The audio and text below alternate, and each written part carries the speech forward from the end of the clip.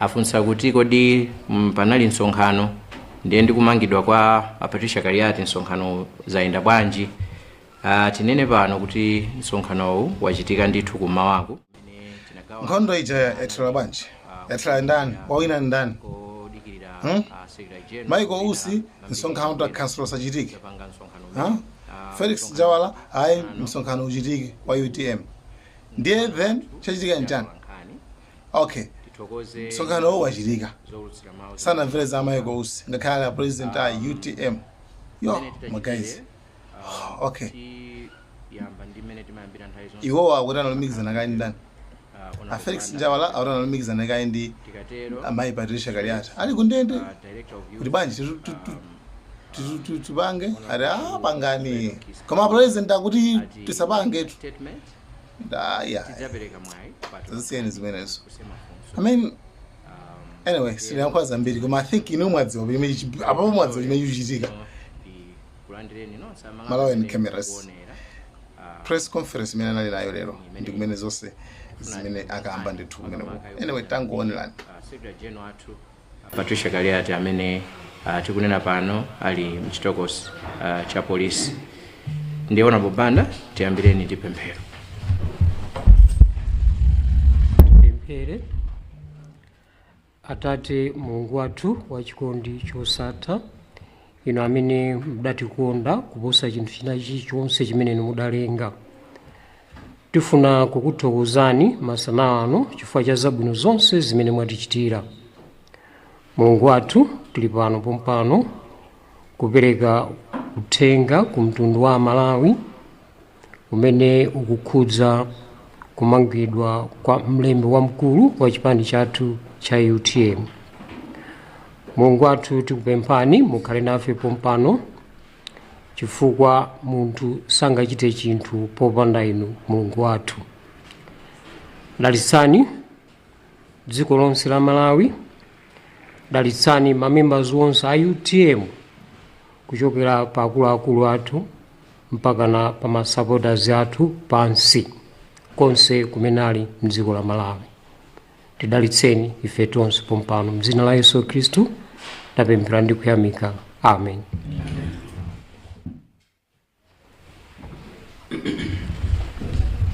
Okay, thank you. Good afternoon. I'll go straight into the statement. Statement yatu ndewu Mujizungu, so I'll read it through. Immediate release of UTM Secretary General. The UTM party is deeply concerned and outraged by the unjust arrest of our Secretary General, who was detained yesterday morning at the Ngati police. It is evident that this is a political arrest aimed at silencing her and other members of the opposition. This is a gross violation of her rights and an abuse of power that seeks to intimidate those who stand for justice and democracy in this country. Since her arrest, we just learned that she's been charged. She's been taken to court, Area 3. However, she remains in custody. We strongly condemn these actions and demand her immediate release and unconditional release. Furthermore, we call upon the Malawi Police Service to respect the principles of multi-party democracy, which guarantees the freedoms of expression, association, and political participation. Intimidation and arbitrary arrests have no place in a democratic society like Malawi. Therefore, we urge all UTM supporters and all Malawians who stand for justice to remain calm. In solidarity, we invite our supporters to visit the Secretary General to offer her moral support. From time to time, we'll be updating you with regards to the meeting place, assembly place, where we'll be assembling to go and meet and see our Secretary General. We call upon all participants to remain peaceful and respectful as we continue to demand for her release. We also remind the authorities that any further attempts to intimidate or silence the opposition will be met with continued resistance from all freedom-loving Malawians. In this country, democracy must prevail. I'll close with a quote from Chinua Achebe. It says, no matter how great a man can be, a person can be, you can never be greater than your own society. You can never be greater than your own people. Malawi is for all, osaopa, osatopa, osafoka. Thank you. Chifukwa chokuti inali mchingerezi mwina mwachidule tingonenaponso mchichewa kunena kuti ifeyo ngati chipani ndikukhudzidwa kwambiri ndi kumangidwa kumene mangidwa Secretary General athu Patricia Kaliati makamaka chifukwa cha mmene zachitikira.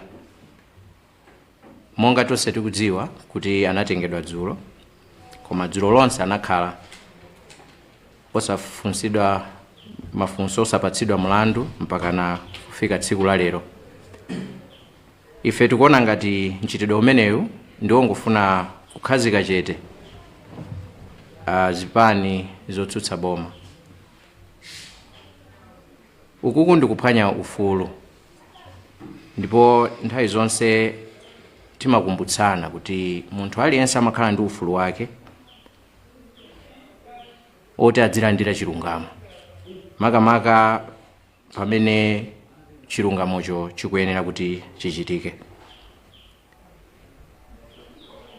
Ifeyo tikupempha ngati chipani kuti Madam Secretary General atuluke, chifukwa zikuoneka kuti mchitidwe wake wa zinthu nkhani yaikulu ikukulapo ndi zinthu zokhudzana ndi ndale. Chifukwa cha mmene zachitikira dzulo ndi lero mmawawu kuti ma supporters athu a UTM komanso zipani zina akumakhala ndi chidwi chofuna kukhala nawo kumalo kumene Secretary General ali. Ndiye timafuna tipemphe kuti tiye tichite zimenezi mwabata, tichite zimenezi mwamtendere, komanso tipemphe ma supporters kwina kulikonse kumene muli mdziko lino la Malawi tiye tisunge bata. Bata ndi chokhacho chimene tili nacho ngati dziko, chimene chili chuma chachikulu.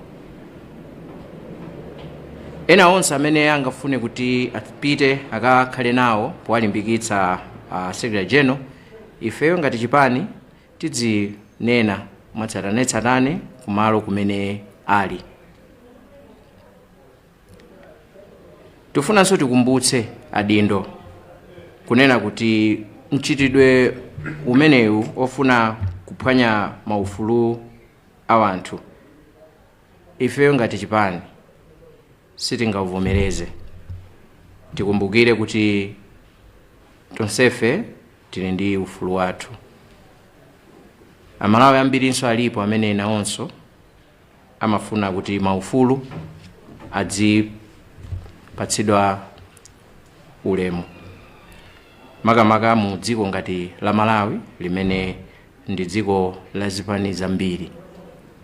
Tithokoze mwapadera zipani zonse zimene zakhala nafe kuyambira dzulo kuti nawonso apereka support yaikulu. Chipani cha UDF, Vice President wa chipani cha UDF ndi ma members lawo anabwera kudzawaona Honorable Kaliati.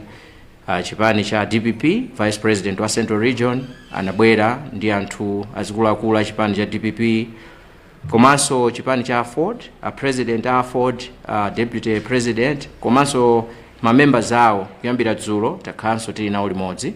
Pachimene tifuna tithokoze kwambiri, Ambuye akudalitseni. Tikhale tikufotokozerani pakakhalanso zina zofunikira ziko. Nthawi ino ndingopereka mwayi kuti tulankhani akhozano kutifunsa mafunso.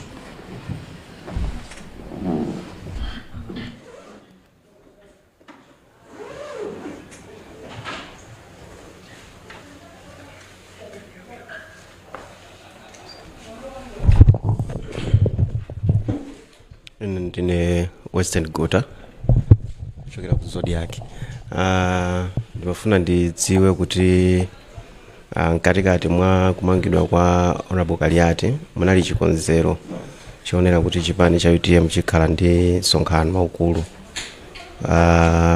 Panabwera ma information angapo amene amaonesa kuti msonkhano uliko kulibe, so timangofuna clarification kuti kodi kumangidwa kwa Honorable Kaliati mwina kukhudza msonkhano umenewu kapena zonse zidikira kaye kuti muone kuti kodi kutuluka za mtundu wanji umenewu.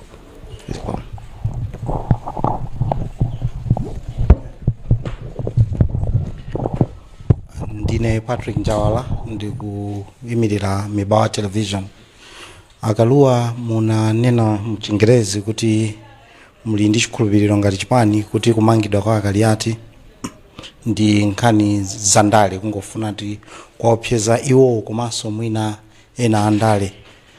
Mukutandauzanji mukatero? Andikupita chitsogolo. Anjawala munanena kuti kuyambira dzulo Kaliati anali ku polisi koma sana agonako ku polisi koma sana oneke kuti pakuoneka tsogolo lenileni. Mwina funso ndilonena kuti monga inu ngati chipani mukupanga chani kuonesesa kuti dongosolo limene limayenera kuchitika munthu akakhala kuti wamangidwa pakakwina kuti apite ku court izitheke. Zikomo kwambiri. Mwina ndingonjezera pa funso limene ndinafunsa, pakhala pali masamba anchezo komanso pazokambirana zosiyana-siyana za Malawi, pakhala pakuoneka kuti mchipani cha UTM muli kusagwirizana, muli magawo. Timangofuna tingodziwa kuti kodi pakumangidwa kwa Kaliati mwina kugawikana kumeneku kuli ndi mbali. But katanda kuchokera ku Luntha TV. Pankhani yonena kuti kumangidwa kwa Kaliati muganizira kuti ndale, muganizira kuti ndalezo akuchita ndani?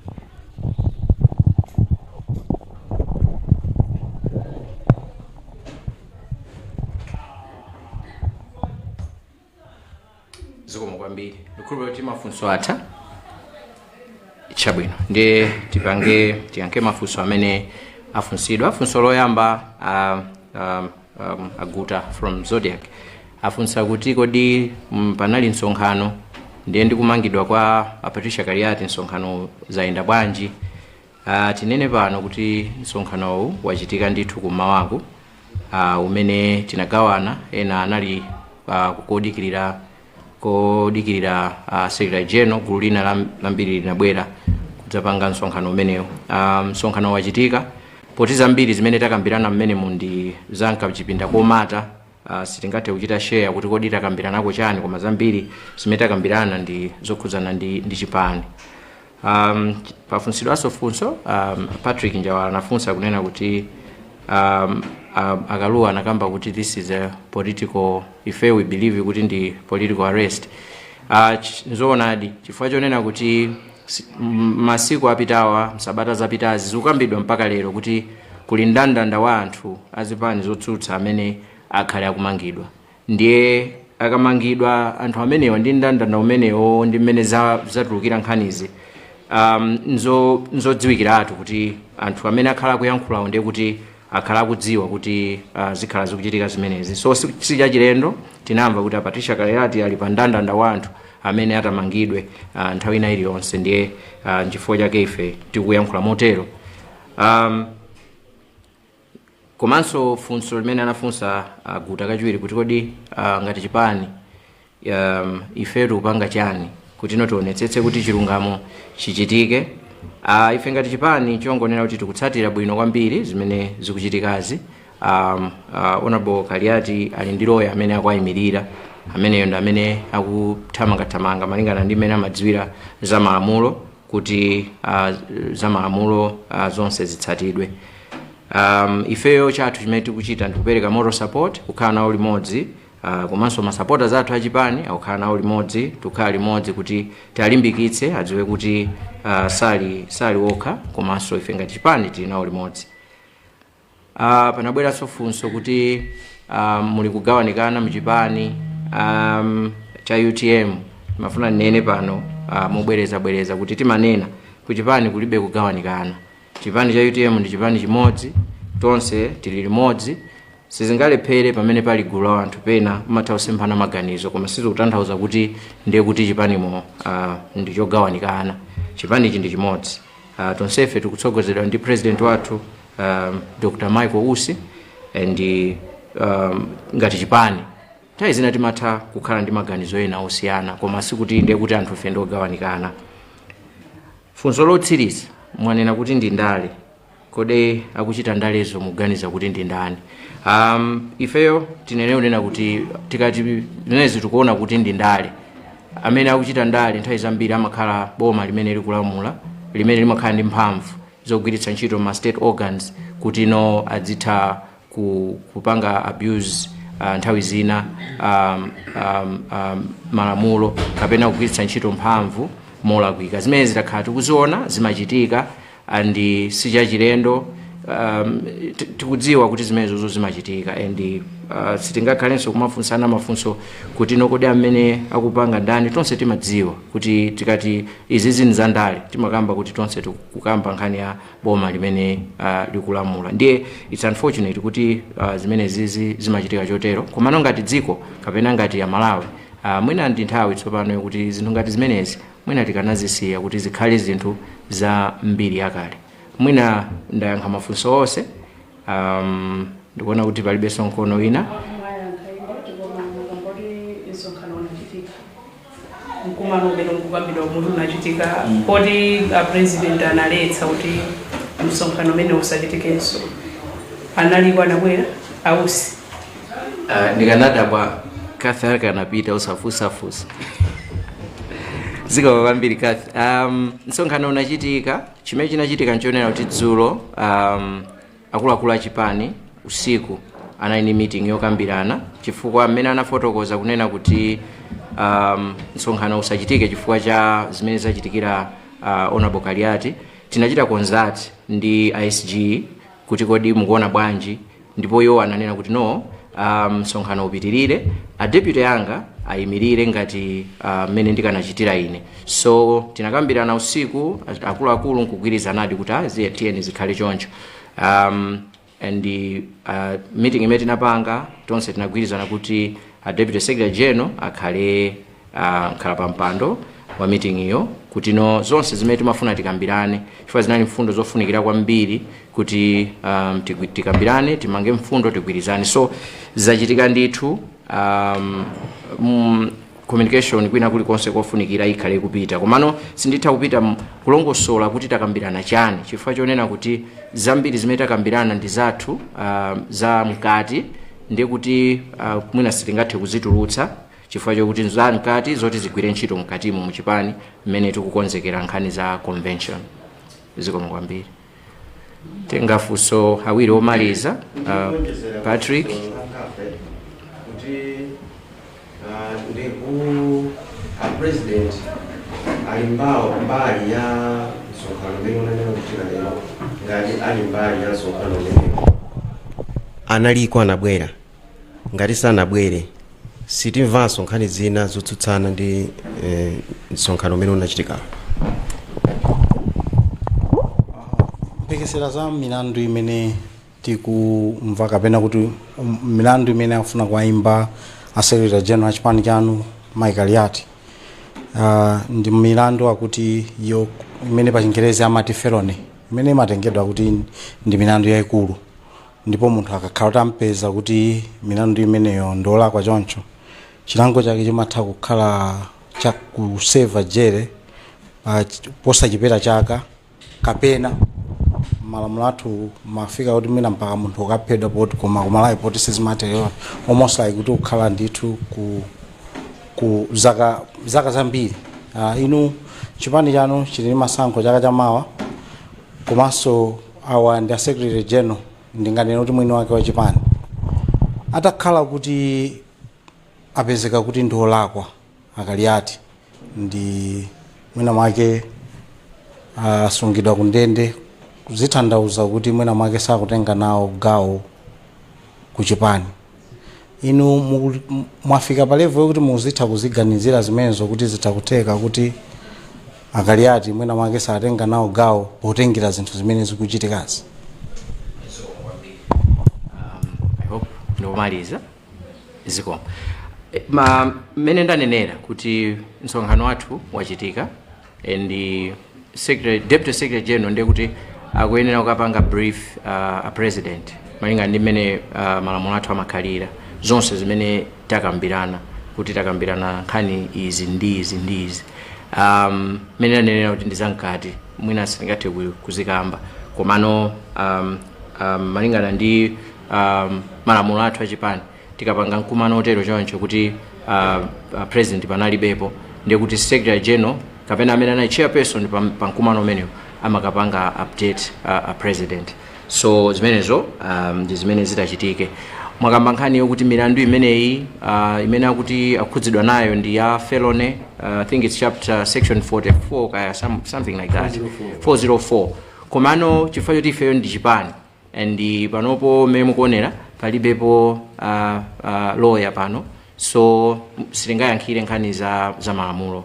Tikanakhala kuti pali lawyer mwina akanatha kulongosola koma element yomodzi yokha imene tikhoza kukamba ndiyo ngonena kuti mwanena kuti zitakhala kuti zachitika nthawi zambiri mwina chinthu choti sichinachitike zimakhala bwino osachiganizira kwambiri kuti osaneneratu kuti chitachitika ichi tipanga zakuti mafunika kuti muoloke kayi mtsinjewo mufike kumeneko then matha kukhala pansi ndikukambirana ndikuona kunena kuti kodi apapa tipanga bwanji. Ndiye imene yoyo tiyeni tisiyeni choncho mmene tanenera ife tungoyang'ana mmene zinthu zikuyenderamo kuti pena pake zikutipatsa mafunso ngati kuti zinthuzi pakuchitika ndale zina zimene zili zosakhala bwino. So ndithokoze kwambiri kuti munabwera tolankhani nonse kukhala nafe pa mkumano umene tidzikupatsani ma updates pakakhala zinthu zina zimene zingathenso mwina kufunikira kotero. Mundilole kuti ndingowapatsa National Organizing Secretary kuti pa nkhani yathu yomweyi angotseka tikatero tibalalike.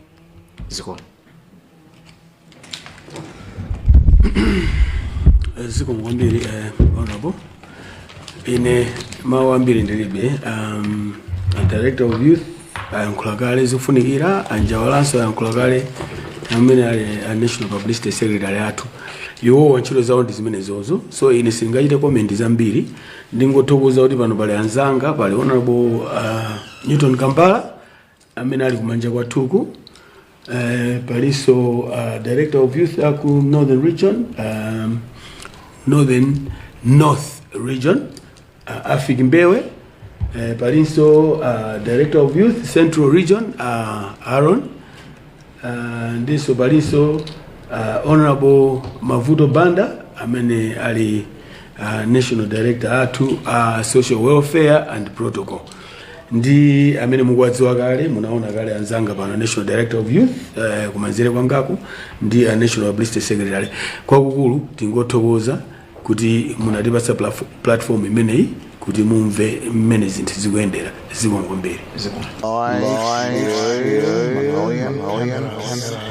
Subscribe.